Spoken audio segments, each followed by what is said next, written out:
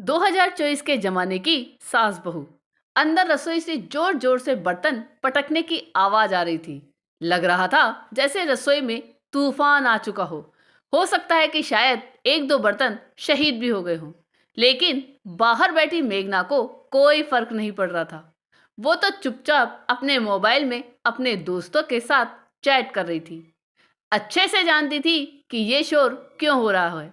जब उसने कोई प्रतिक्रिया नहीं दी तो आखिरकार 15 मिनट बाद अपने आप ही सारा शोर बंद हो गया और उसके 1 घंटे बाद रसोई से हाँफते कांपते सीमा जी निकल कर आई। एक तीखी सी नजर उन्होंने अपनी बहू मेघना की तरफ डाली, पर मेघना तो उनकी तरफ देख भी नहीं रही थी। वो तो अपने मोबाइल में ही बिजी हो रही थी।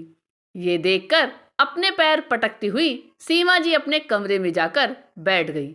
बहू इतनी कठोर हो जाएगी, इसकी उन्हें उम्मीद नहीं थी। नहीं तो पहले वो उन्हें परेशान होते देखकर खुद ही उठकर रसोई में आ जाती थी। आज मेघना और सौरभ के बीच में झगड़ा हुए पूरे 5 दिन हो चुके थे। 5 दिन से घर का माहौल बड़ा बदल चुका था। दोनों एक दूसरे से बात तक नहीं कर रहे थे, लेकिन ना तो सौरभ और ना ही मेघना झुकने को तैयार थे। पर उसका खामियाजा तो सीमा जी भुगत रही थी। पर कहना गलत नहीं होगा कि सीमा जी अपनी ही गलती का कारण ऐसा भुगत रही थी।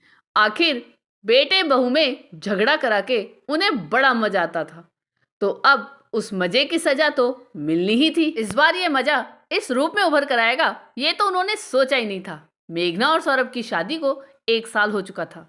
दोनों की लव मैरिज थी।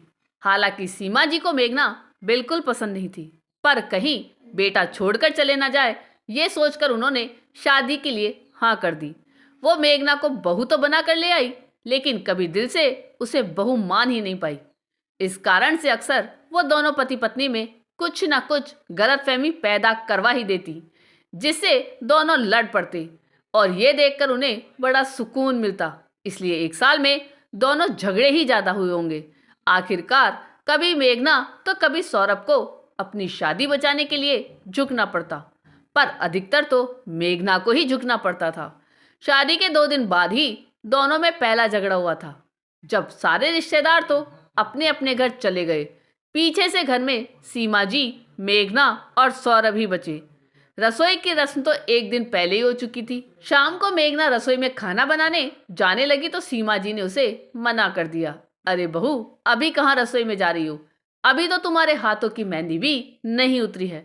कुछ दिन तुम आराम करो, मैं खुद अपने हाथों से तुम्हें खाना बनाकर खिलाऊंगी। उनकी बात सुनकर मेघना ने कहा, पर मम्मी जी, घर में ले देकर हम 3 लोग ही तो हैं, मैं फटाफट खाना बना लूंगी। आप क्यों परेशान हो रही हो? अरे इसमें परेशानी की क्या बात है? अगर मेरी बेटी होती तो मैं अपनी बेटी को भी तो बनाकर खिलाती। जा तू आराम कर, मैं खाना बना लूंगी। उनकी बात सुनकर मेघना अपने कमरे में आ गई। कुछ ही देर बाद सौरभ घर में आया तो सीमा जी सिर पर पट्टी बांधकर रसोई में से निकली। उन्हें सिर पर पट्टी बांधे देखकर सौरभ ने पूछा, क्या हुआ मम्मी, आपको सिर दर्द हो रहा है? फिर आप रसोई में काम क्यों कर रही हो? अरे बेटा, खाना तो बनाना ही था ना, लेकिन मम्मी अब तो भूख भी आ गई है, वो खाना बना लेती। आप क्यों बना रहे हो?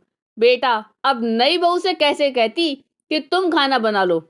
इतना तो उसे खुद कहते कहते सीमा जी चुप हो गई। पर उनकी ये बात जिस तरीके से वो सौरभ तक पहुंचाना चाहती थी, वो वैसे ही सौरभ तक पहुंच गई। सौरभ चिल्लाता हुआ मेघना के पास गया। मेघना, तुम्हें शर्म नहीं आती?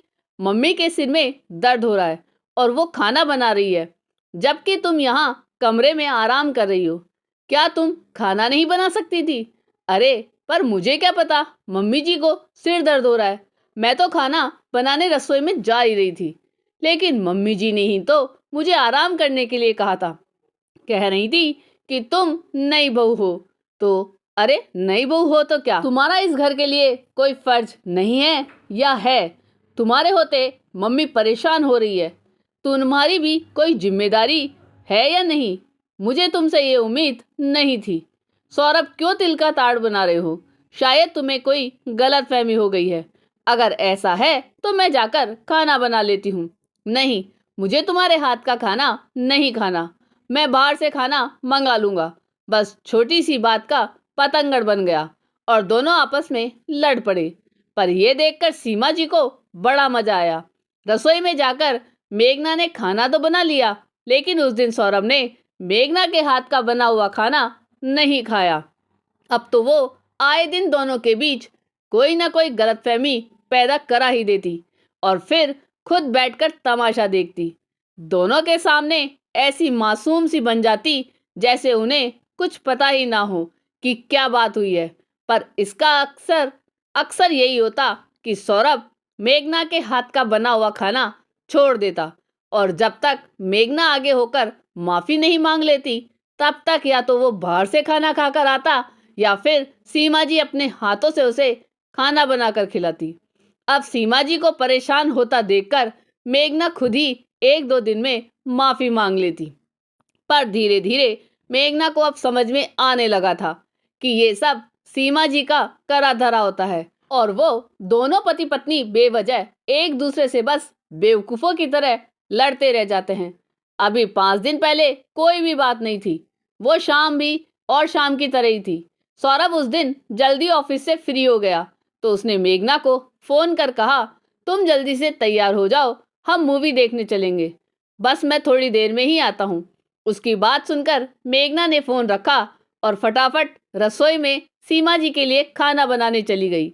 मेघना को रसोई में जाते देखकर सीमा जी ने पूछा, अरे बहू, आज इतनी जल्दी रसोई में?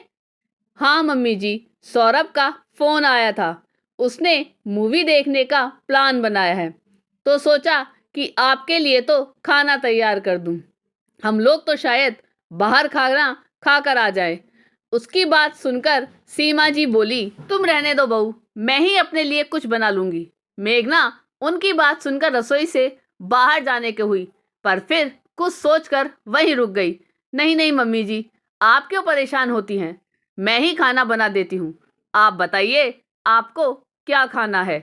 मैं तो कुछ हल्का सा ही खाना चाहती हूँ। तुम एक काम करो, तुम खिचड़ी बना दो। मेघना ने फटाफट से कुकर में खिचड़ी चढ़ा दी और तैयार होने कमरे में आ गई। तब तक सौरभ भी घर पर आ गया।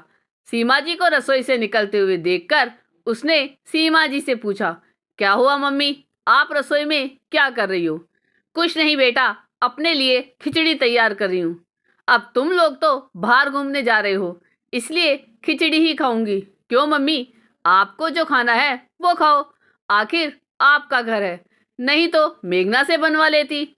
बहू तो तेरा फोन आते ही तैयार होने कमरे में चली गई, इसलिए अपने लिए खिचड़ी ही बना रही हूँ। सीमा जी ने दुखी होते हुए कहा। यह सौरभ को बिल्कुल अच्छा नहीं लगा और इतनी सी बात का उसने बतंगड़ बना दिया और तब से सौरभ और मेघना के बीच में झगड़ा चल रहा है। पर हर बार ये झगड़ा 1 या 2 दिन खत्म हो जाता है, इसलिए सीमा जी को परेशानी नहीं होती। लेकिन इस बार तो मेघना झुकने को तैयार नहीं थी। जानती थी कि सब सीमा जी का करा धरा है, इसलिए 5 दिन से ऊपर हो गए। झगड़ा खत्म होने का नाम नहीं ले रहा और हर बार की तरह सौरभ मेघना के हाथ से बना खाना नहीं खा रहा। अब रोज रोज तो बाहर का खाना पचता नहीं, तो मजबूरन सीमा जी को ही खाना बनाना पड़ रहा है। पहले दिन तो खाना बाहर से ही आ गया, पर अब पूरे 4 दिन हो गए उन्हें रसोई में सुबह शाम खाना बनाते हुए। मेघना के आने के बाद काम करने की आदत तो वैसे भी छूट गई, तो अब पसीने छूट रहे थे। जैसे ही सौरभ घर पर आया उसने सीमा जी को आवाज लगाई, मम्मी बहुत जोर से भूख लग रही है, जल्दी से खाना लगा दो। फिर एक नज़र मेघना की तरफ देखा और चुपचाप मुंह फेर कर कमरे में चला गया। सीमा जी भुनभुनाती हुई अपने कमरे में से आई और सीधे रसोई में चली गई। तब तक सौरभ भी चेंज करके बाहर आकर डाइनिंग टेबल पर बैठ गया। इतने में सीमा जी अंदर रसोई से खाने के बर्तन लेकर आई और डाइनिंग टेबल पर जोर से पटकते हुए बोली, कब तक चलेगा तुम दोनों का ये ड्रामा? परेशान हो गई हूं मैं। अरे इस उम्र में मुझको काम करना पड़ रहा है, तो क्या फायदा तुम दोनों बेटे बहू का? सीमा जी की बात सुनकर सोफे पर बैठी हुई मेघना बोली, अब मैं क्या कर सकती हूँ मम्मी जी, आपके बेटे को मेरे हाथ का खाना खाना ही नहीं है। तो उसकी बात सुनकर सौरभ बोला, क्यों खाऊं तुम्हारे हाथ का बना खाना? जब तुम्हारे होते मेरी मम्मी को परेशान होना पड़ता है। तुम्हें सिर्फ अपना स्वार्थ दिखता है, लेकिन ये परिवार नहीं। अच्छा, मैंने ऐसा कौन सा स्वार्थ दिखाया? बताओगे मुझे? उस दिन जब हमें मूवी देखने जाना था, तो मम्मी के लिए खाना नहीं बना सकती थी? एक बार उनसे पूछ नहीं सकती थी कि मम्मी जी, आपको क्या खाना है? मैं आपकी पसंद का कुछ बना देती हूँ। लेकिन नहीं, तुम तो फटाफट बस तैयार होने चली गई। पीछे मेरी मम्मी अपने लिए खिचड़ी बना रही थी। शर्म आनी चाहिए तुम्हें। अच्छा, मम्मी जी, खिचड़ी किसने बनाई थी? अचानक मेघना ने सवाल सीमा जी से किया। बहू, तूने ही तो बनाई थी। सीमा जी वैसे तो गुस्से में थी, पर अचानक मुंह से सच निकल गया।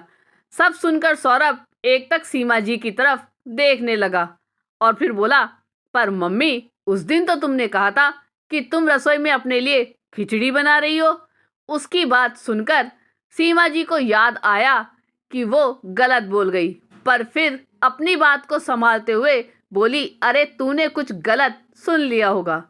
एक तो खुद ढंग से सुनता नहीं है और फिर छोटी सी बात का बतंगड़ बना देता है। अब जब मम्मी ही बात से पलट गई तो सौरभ क्या ही करता। उसने मेघना की तरफ देखा, जो मंद मंद मुस्कुरा रही थी, जैसे कहना चाह रही हो कि अब बताओ कौन गलत है। कहीं बात ज्यादा ना बढ़ जाए और सीमा जी की पोल ना खुल जाए, ये सोचकर सीमा जी सौरभ से बोली, अब खड़ा खड़ा देख क्या रहा है, खाना खा ले। और फटाफट रसोई में चली गई। पर खाना परोसते समय एक बार भी सीमा जी ने सौरभ से नजरें नहीं मिलाई। अब धीरे धीरे सौरभ को भी समझ में आने लगा था, पर अपनी मम्मी से क्या कहता, इसलिए चुपचाप खाना खा रहा था। बस वो दिन था और आज का दिन है। पहली बात तो सीमा जी खुद ही दोनों के झगड़े कराने से बचती थी, क्योंकि उन्हें पता था कि मेघना फिर अपनी जिद पर आ गई तो घर का काम उनकी जिम्मेदारी हो जाएगी। और यदि कभी ये कीड़ा कुलबुलाता भी था तो सौरभ मेघना और सीमा जी को ही आमने सामने कर पूछ लेता। आपको ये कहानी कैसी लगी, यह कमेंट करके जरूर बताइएगा। चैनल पे नए हो तो सब्सक्राइब जरूर कीजिएगा और वीडियो को लाइक और शेयर कीजिएगा। धन्यवाद।